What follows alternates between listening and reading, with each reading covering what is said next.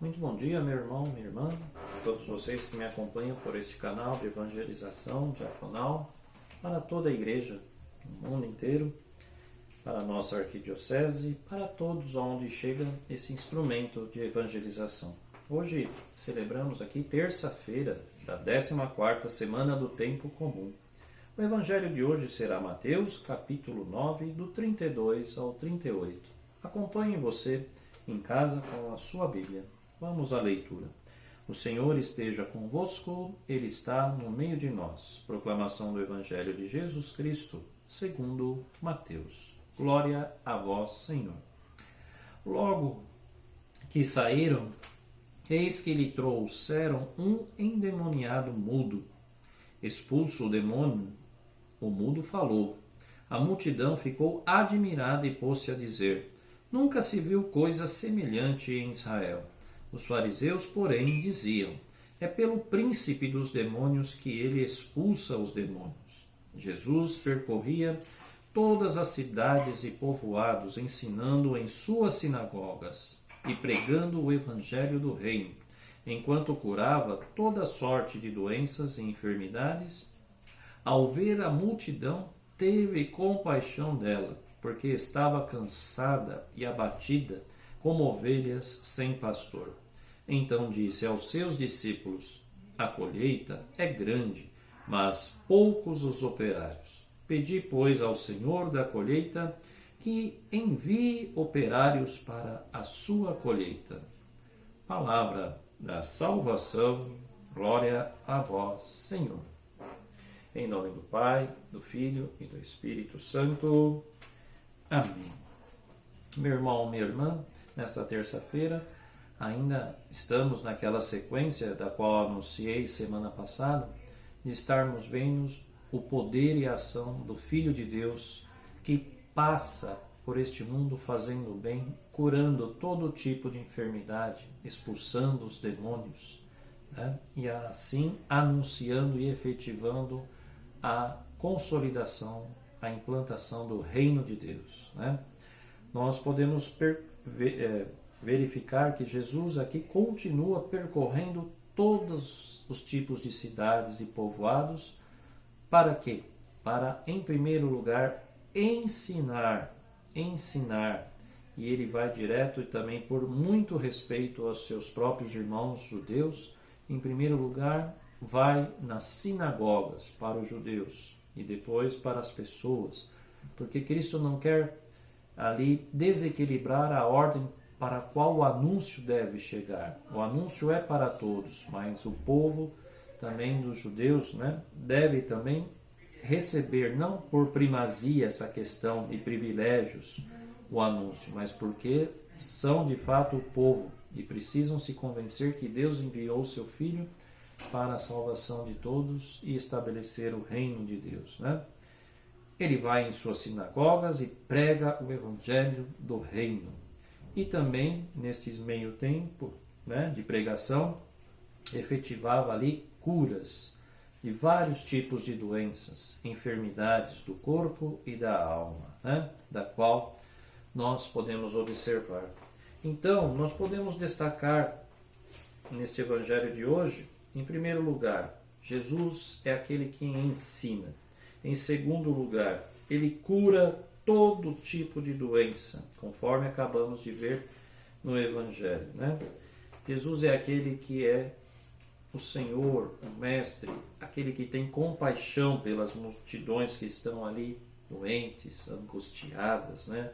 Meio que abandonadas, né?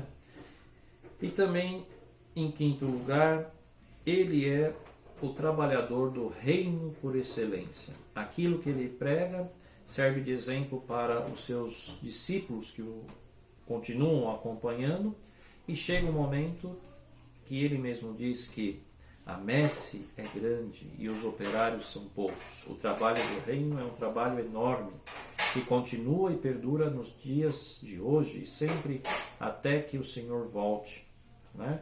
Então esse trabalho requer cada vez mais um número de vocações, de operários, né?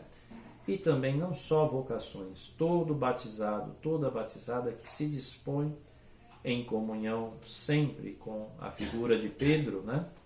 O Papa, e com toda a Igreja, vivenciando a fé católica, possa ali anunciar aquilo que Cristo veio trazer para nós, sendo colaborador, o reino de Deus, a salvação e a vida eterna, através da nossa conversão e o perdão dos pecados, que é tão necessário, né? Como no tempo de Jesus, as pessoas, e também nos dias atuais, as pessoas achavam que Jesus, trabalhador, trabalhando tanto para que isso acontecesse para as pessoas, né? As pessoas ali achavam que ele estava possuído e começam a insultar a Jesus. O Filho de Deus sendo insultado e o pior, sendo confundido, né? É por Beelzebul que ele faz essas coisas, pela ação do demônio. Vejamos bem, né, caro irmão, cara irmã, aonde pode chegar a ignorância daquele tempo e também a ignorância dos dias atuais, que ainda não aprendeu a reconhecer a Jesus como o Filho de Deus, da qual todos nós devemos ali, como rezávamos ontem, nos prostrar, como fez Jairo, ir ao encontro, como fez aquela mulher, tocar no Senhor. O Senhor veio para nos salvar, para nos curar. E Jesus, em hipótese alguma, Jesus é o Filho de Deus, nosso Deus, o Deus Altíssimo, o Deus da vida, o Deus da qual Ele nos fez a conhecer e chamar por Pai, nosso Criador, ao qual professamos a nossa fé todos os dias ao levantarmos, que criamos, que acreditamos em Deus Pai, Deus Filho e Deus Espírito Santo. É pelo poder de Deus que Cristo realiza tudo o que é necessário para nós, pobres homens e mulheres tão enfermos do corpo e da alma. Que possamos, meu irmão e minha irmã, verificar que o Senhor quer o nosso bem, que devemos também combater, ao mesmo tempo nos disponibilizar para sermos operários deste reino para as pessoas que tanto necessitam. Não fazer e nem criar nenhum tipo de falsos ou falsas operárias que ali acabam cada vez mais, e nós sabemos, complicando aquilo que Cristo é, o Senhor, né? Há tantas formas de se anunciar o Senhor, sim, mas o Senhor, ele se mantém único, num padrão único para todos nós. Então não devemos nós construir outras imagens daquilo que Cristo não é. Muito pelo contrário, sejamos operários e colaboradores do reino para anunciar o que de fato Cristo é e o que ele veio trazer para cada um de nós, a salvação e a vida eterna. Sejamos agradecidos e reconheçamos sempre o Filho de Deus na nossa vida. Amém. Convido a você, meu irmão, minha irmã, a rezar a oração que o próprio Cristo nos ensinou, chamando a Deus de Pai. Rezemos.